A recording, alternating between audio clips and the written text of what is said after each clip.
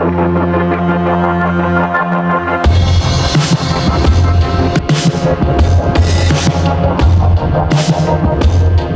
আগে অবগত করছি যে এই ভিডিও করার পূর্বেই আমাদেরকে মারা হয়েছে।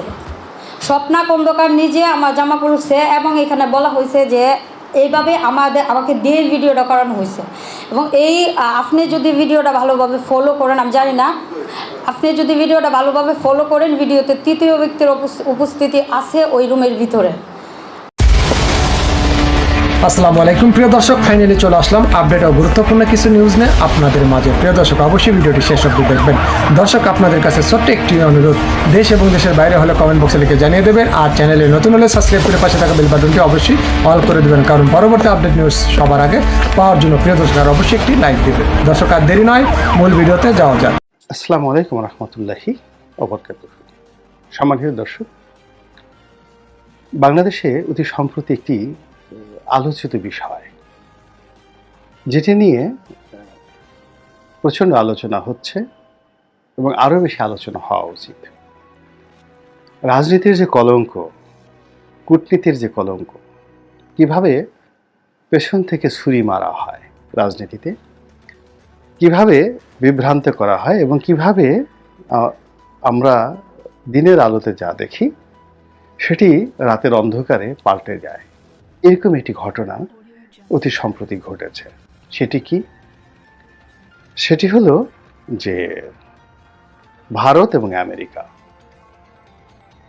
এই দুটো রাষ্ট্র যুগপৎভাবে বিএনপিকে নির্বাচনে যাওয়ার জন্য, লাস্টের যে ডামি নির্বাচন হলো, যাওয়ার জন্য তারা বলেছিল, চাপ প্রয়োগ করেছিল, দালালি করেছিল, প্রেশার দিয়েছিল এবং বিএনপির সেন্ট্রাল কমান্ড, বিশেষ করে জনাব তারেক রহমান তার দৃঢ়তার জন্য এই নির্বাচনে বিএনপি অংশগ্রহণ করেনি। এটা হলো মূল খবর।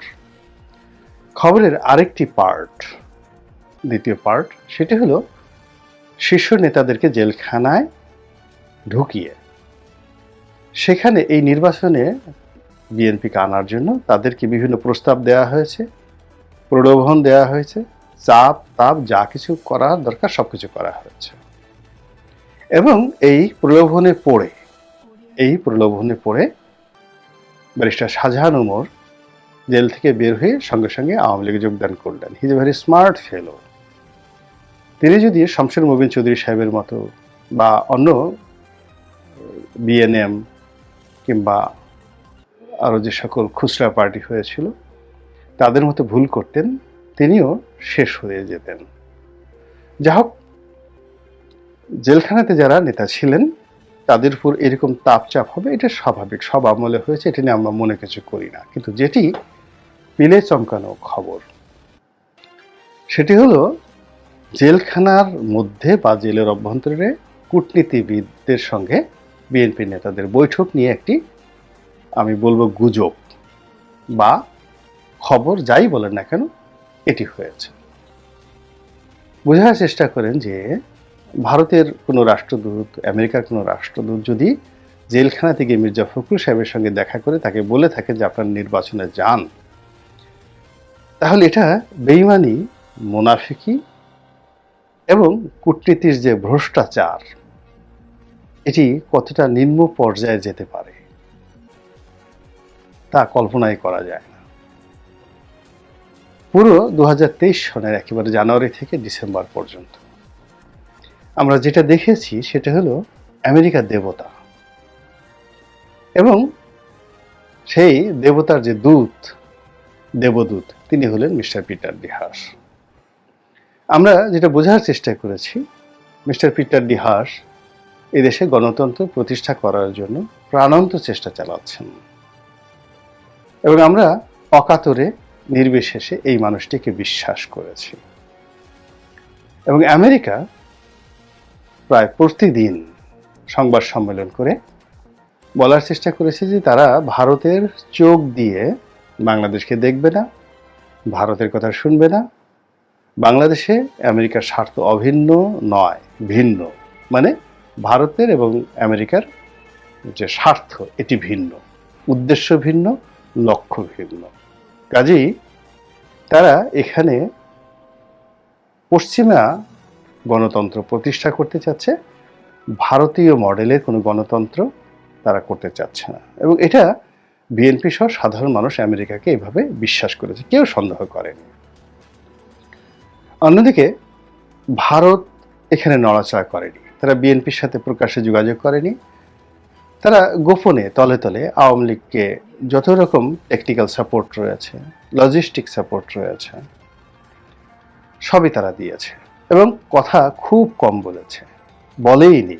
ভারতের যে রাষ্ট্রদূত 2023 সনে কে ছিলেন, কোথায় গিয়েছেন, কি করেছেন আমরা কেউ জানি না। আমরা কেবলই মাত্র ব্রিটিশ রাষ্ট্রদূতকে, তারপর ইউরোপিয়ান ইউনিয়নের যিনি রাষ্ট্রদূত রয়েছেন তিনি, মার্কিন রাষ্ট্রদূত তিনি, এদের একটা গ্রুপ 11 জনের একটা গ্রুপ পুরো বাংলাদেশ তছনছ করেছে এবং আমরা তাদেরকে 11 জন দেবদূত হিসেবে সম্মান জানিয়েছি।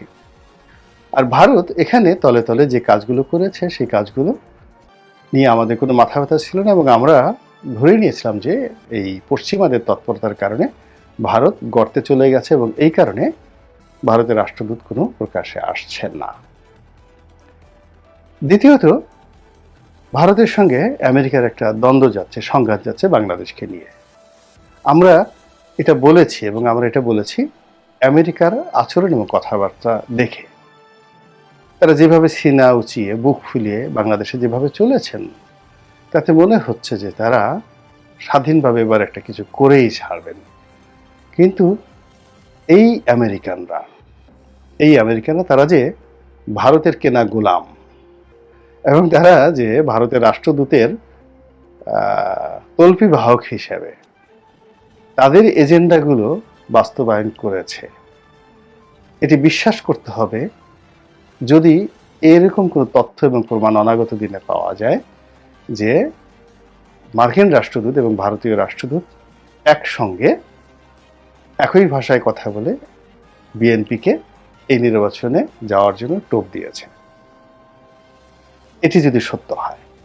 2 নম্বর হলো যে আমাদের জন্য এটি খুবই কলঙ্কের এবং খুবই লজ্জাকর এবং অবমাননাকর। স্বাধীনতা সার্বভৌমত্বের জন্য এটি রীতিমতো হুমকি। সেটি হলো আমাদের দেশের অভ্যন্তরীণ রাজনীতির বিষয়ে মোড়লিপনা করার জন্য জেলখানাতে গিয়ে কূটনীতিবিদরা রাজনীতিবিদদের সঙ্গে কথা বলেছেন, সেটা ড্রয়িং রুমে বলেন বা জেলখানার ভিতরে ঢুকে গিয়ে বলে থাকেন। এটা নজিরবিহীন একটা ঘটনা। অনেক সময় এরকম ঘটনা ঘটে না যে এক স্ত্রী খুব কাঁদছেন, তার স্বামী মারা গিয়েছেন, তো স্বামীর সঙ্গে তার খুব খারাপ সম্পর্ক ছিল এবং প্রতিদিনই স্বামীর মৃত্যু হোক এমন সে খেই খেস্তে করতো এবং গালাগাল করত। তো হঠাৎ করে একদিন স্বামী মারা গেলেন এবং স্ত্রী অঝরে হাউমাউ করে কান্নাকাটি শুরু করলেন। তো লোকজন খুব আশ্চর্য হলো এবং তারা এসে বললো যে তুমি কেন কাঁদছো, তোমার তো খুশি হওয়া উচিত, দীর্ঘদিন যাবত তুমি তো তোমার স্বামীর মৃত্যু কামনা করছিলে। তো তিনি বললেন যে আমি আসলে আমার স্বামীর মৃত্যুর জন্য কাঁদছি না, কাছে আমার মৃত্যুর ভয়ের জন্য। বলে তুমি তো বেঁচে আছো, তোমার আবার ভয় কিসের? বলে যে আমরা তো এক ঘরে ছিলাম, এক বাড়িতে ছিলাম, আজরাইল তো এসে ঘরটা চিনে গেছে, তো ঘরটা চিনে গেছে তার সঙ্গে সঙ্গে আমাকেও চিনে গিয়েছে, তো আমাকে তো ছাড়বে না, এই জন্য আমি কাঁদছি।